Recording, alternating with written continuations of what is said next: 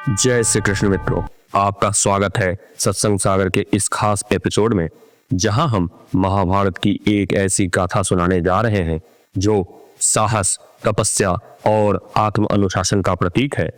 क्या आपने कभी सोचा है कि महाभारत के युद्ध में अर्जुन जैसे महान धनुर्धर को वह दिव्य शक्ति कहां से मिली जिसने उन्हें कौरवों के खिलाफ लड़ने का साहस दिया?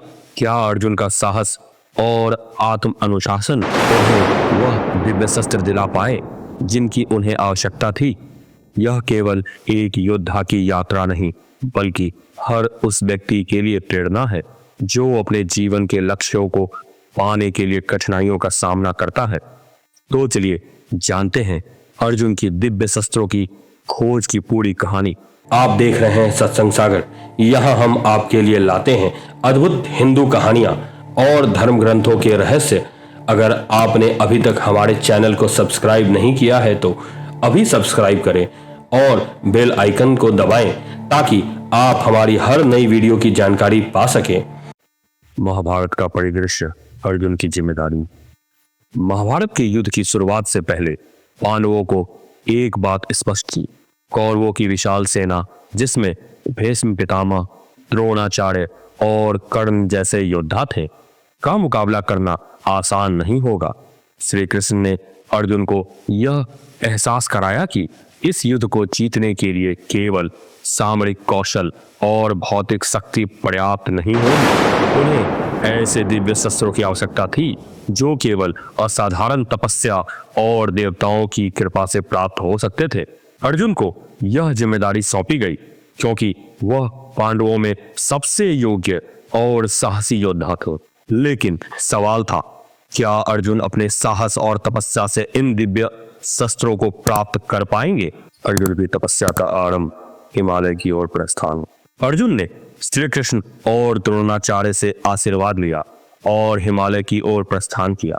यह कोई साधारण यात्रा नहीं थी। यह यात्रा कठिन रास्तों, बर्फीले पहाड़ों और घने जंगलों से होकर गुजरती थी। लेकिन अर्जुन का हृदय अडिग था। वह जानते थे कि उनके उद्देश्य की पूर्ति केवल उनकी दृढ़ता और तपस्या पर निर्भर थी। हिमालय पहुंचकर उन्होंने अपने सभी सांसारिक सुखों को त्याग दिया और गहन ध्यान और तपस्या में लीन हो गए। तपोति रोषेण तपो भी भूया, यानी केवल कठोर तपस्या ही देवताओं को प्रसन्न कर सकती है। अर्जुन ने बिना थके, बिना रुके अपने मन को एकाग्र करके तपस्या जारी रखी। पहली परीक्षा, भगवान शिव का आगमन। अर्जुन की कठोर तपस्या से देवताओं का आसन हिलने लगा। सबसे पहले भगवान शिव ने उनकी परीक्षा लेने का निश्चय किया। एक दिन एक शिकारी के रूप में भगवान शिव अर्जुन के समक्ष प्रकट हुए। घने जंगल में एक जंगली सूअर अचानक अर्जुन के रास्ते में आ गया।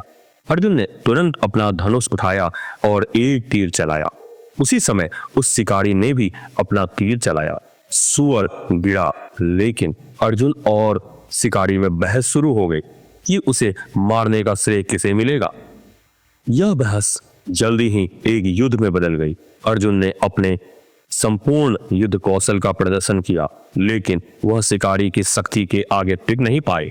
अंततः जब अर्जुन ने हार मानकर भगवान शिव का ध्यान किया तो उन्हें एहसास हुआ कि यह कोई साधारण शिकारी नहीं, बल्कि स्वयं महादेव है।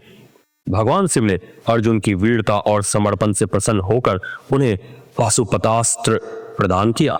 उन्होंने कहा, हे अर्जुन, तुमने अपनी योग्यता और तपस्या से सिद्ध कर दिया कि तुम इस शस्त्र के योग्य हो। इसे केवल सत्य और धर्म की रक्षा के लिए उपयोग करना।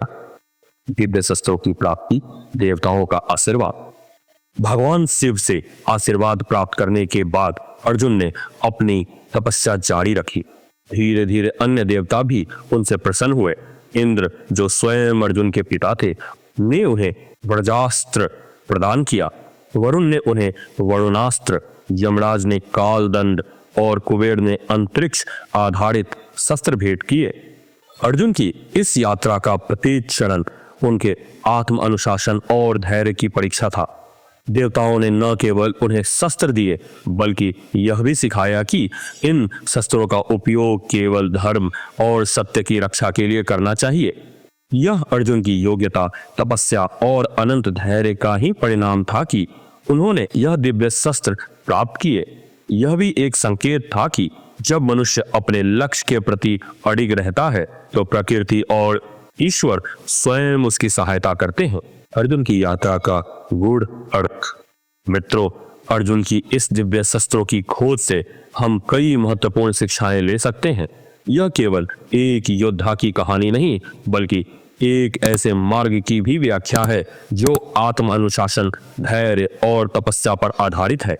हिंदू संस्कृति में अर्जुन की यह गाथा हर उस व्यक्ति के लिए प्रेरणा है जो अपने जीवन में असंभव प्रतीत होने वाले लक्ष्यों को प्राप्त करना चाहता है। अर्जुन की इस यात्रा ने यह सिद्ध किया कि जब हमारा उद्देश्य धर्म और सत्य की रक्षा हो तो ईश्वर और देवता स्वयं हमारी सहायता करते हैं। कर्मण्येवाधिकारस्ते मा फलेषु कदाचन। श्री कृष्ण का यह उपदेश अर्जुन की तपस्या में पूरी तरह परिलक्षित होता है। अर्जुन ने केवल अपने धर्म पर ध्यान दिया और फल की चिंता छोड़ दी। अर्जुन की यह यात्रा हमें यह भी सिखाती है कि हर बड़ी उपलब्धि के पीछे कड़ी मेहनत, समर्पण और ईश्वर में अटूट विश्वास होता है। मित्रों, इस रोमांचक कथा में क्या आपको भी प्रेरणा मिलती है? अगर हाँ, तो हमारे चैनल सत्संग सागर को सब्सक्राइब करें और कमेंट में अपना पसंदीदा क्षण जरूर बताएं। क्या आप अर्जुन के साहस और तपस्या से प्रभावित हैं? क्या आप अपनी चुनौतियों का सामना आत्म अनुशासन के साथ करना चाहते हैं? हमें आपके विचार जानने की खुशी होगी।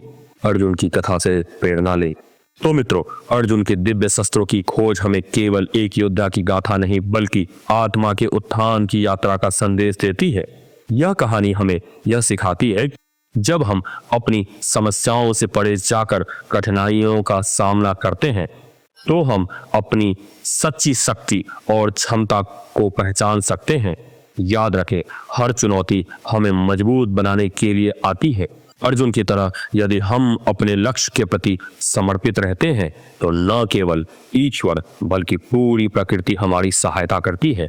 आइए हम सब अर्जुन की इस प्रेरणादायक कथा से कुछ सीखें और अपने जीवन को सार्थक बनाएं। अगले एपिसोड में फिर मिलते हैं एक और प्रेरणादायक कहानी के साथ। तब तक के लिए जय श्री कृष्ण।